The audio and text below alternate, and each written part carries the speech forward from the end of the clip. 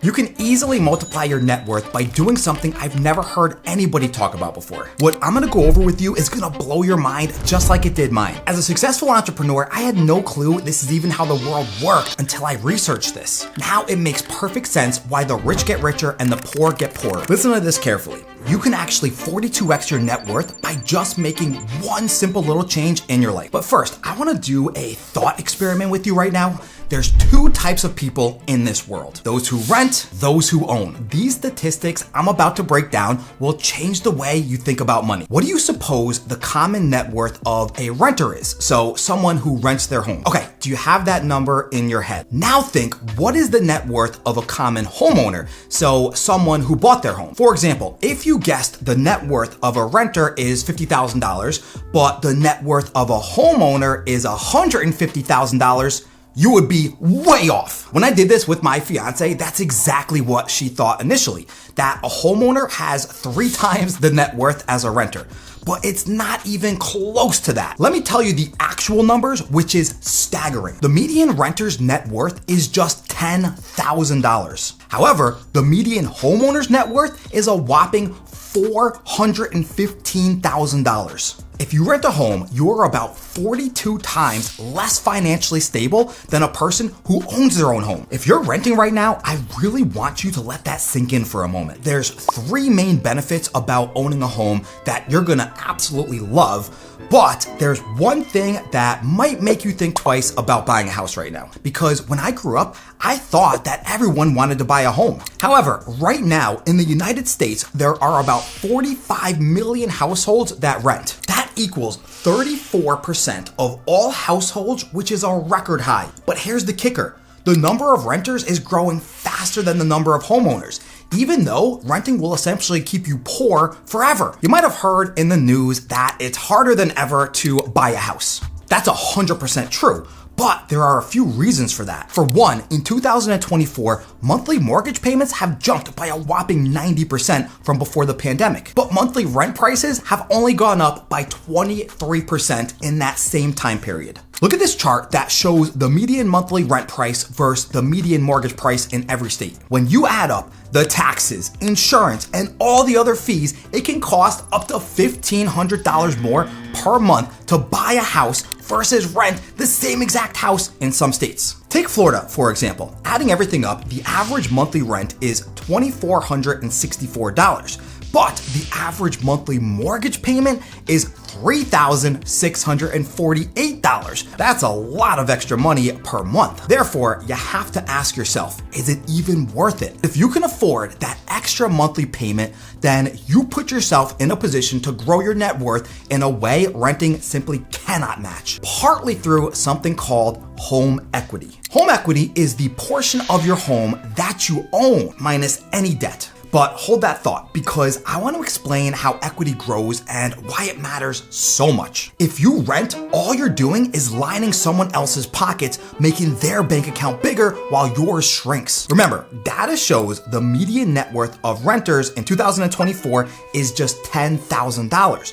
But the median net worth of homeowners, that sits at a massive $415 grand. But if you're thinking it's too late, that home prices have already gone up way too high, it's not. Look at this data from 2019, before the pandemic even hit. The median net worth of renters was $7,300, while the median net worth of those who owned a home was $295,000. That still means people who bought their house before the housing explosion even happened, they were 40 times more wealthy than if they had rented. I'll break down the biggest disadvantage, which is the higher monthly payments, but remember, there are 3 main advantages that will make home ownership worth the extra cost. The first advantage is equity growth. You've heard me mention it, but let me break it down. Over time, most homes increase in value by about 3 to 5% every year. That might not sound like much at first, but it compounds into a massive gain. The median home price more than doubled since 2011, which was way faster than expected. Because of that, people who bought homes early saw a massive boost in their net worth. Even though prices have started declining year over year since 2022, they are still near record highs.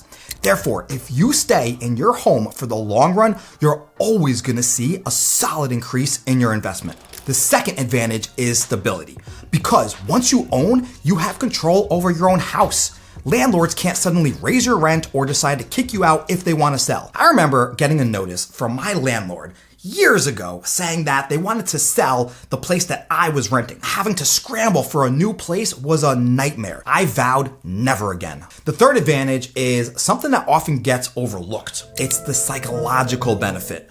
You feel way more confident when you own. You feel proud to build something for yourself and your family, which can really boost your motivation. That sense of pride pushes many people to grow in their careers so they can keep improving their homes or maybe buy investment properties later on. But it's not all good, because there's one thing that really might bother you: the monthly cost to own versus rent. We talked about it before, but how do you actually overcome this? In many states, that can be around an extra $1,000 a month. If you can't budget for that extra difference, you risk falling behind on your monthly payments, which is going to lead to a foreclosure. But interestingly, we're at an almost all-time low for people who are behind on their mortgages. However, credit card delinquencies and car repossessions, those are going up. Who do you think stops paying their credit cards and gets their car repoed? Yup, the renters. That tells me if you do buy a home, you prioritize paying your mortgage first because you want to protect your equity, so you don't spend extra money on things you don't really need. It just puts your mind in a completely different place, so you become financially responsible. Let's talk about how to make the jump from renting to owning. It might seem like a fantasy for you right now, but I have a few tips that are going to help. First, let's figure out how much you need to earn in your state to buy a house. Look at this very colorful map to see which states you're in and what the median cost would be. Nationally, you need to make about $99,000 per year to buy a median priced home of around $415,000 without spending more than 30% of your income on your mortgage payment. Second, watch your debt. There was a survey done where people said their top 3 reasons why they can't buy right now. 59% of them said they cannot afford a down payment. But I bet you didn't even know that you could actually buy a house with as little as 3.5% down. On a $400,000 house, that's only $14,000. You might be struggling to save for a down payment now because you keep telling yourself, I'll start saving next month. Then next month comes, but you put it off again. Try opening up a separate savings account just for your house goal, where you auto deposit a small percent every single paycheck so you don't even notice it. If you put $125 away every single week, you'll have your down payment in just 2 years. 47% said they feel interest rates are too high. Did you know interest rates reached a crazy 18.63% in 1981? So is 7% really that high when you put that into perspective? 34% said there's nothing affordable in their area, meaning prices are too damn high. I agree on that. It's true that prices remain near record highs. However, inventory is slowly going up in most states, which means prices are starting to cool down. Take Austin, Texas, for example. They are down over 20% from the peak in 2022. If you look at any real estate graph over a long enough period of time, the line only goes up. So even if you buy now at these crazy high prices, just play the long game. Nobody knows what's going to happen to the economy in the coming years. That's why buying a house right now is kind of like dollar cost averaging in the stock market, only for houses. Now, let's talk about who is actually owning homes by age and race, because that might give you a little bit of extra perspective. The highest home ownership rate is for people ages 65 to 75 at over 75%. Meanwhile, those under 35 years old, they have the lowest rate at only 38.6%. This means many younger adults are being forced out of the market right now. Also, home ownership by race shows white households own homes at around 70%, while black households sit closer to 40%. Think about that.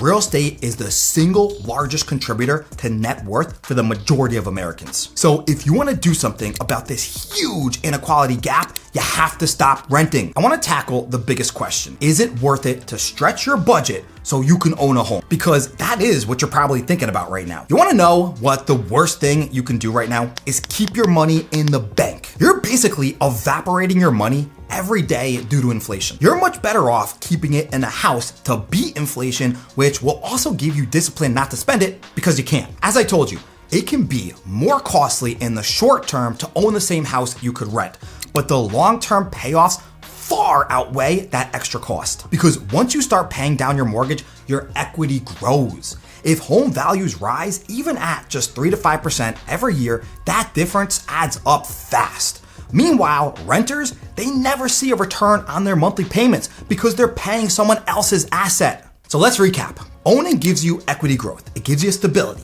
It changes your mindset. It outpaces inflation. It forces you to save every month and so much more. With the only downside being a higher monthly payment. If you can handle that higher cost, you will set yourself, your family up for life. If you don't, you're gonna stay poor forever. Let that sink in. You might have to come out of pocket a bit more in the short term, but you're gaining an asset that will change your entire financial future, but not only you, but your kids too. Now, you should decide if this is something you eventually want for yourself and your family. Because if it is, get your plan in motion today. Map out a budget. Figure out your down payment strategy. Check your credit score. Pay off high interest debt first. Stay up to date on what's going on in the housing market by subscribing to me. Take it one step at a time, but stay focused on that major reward. Building the kind of net worth that will live on for generations. If you like this, check out the video above where I actually think the housing market is headed this year.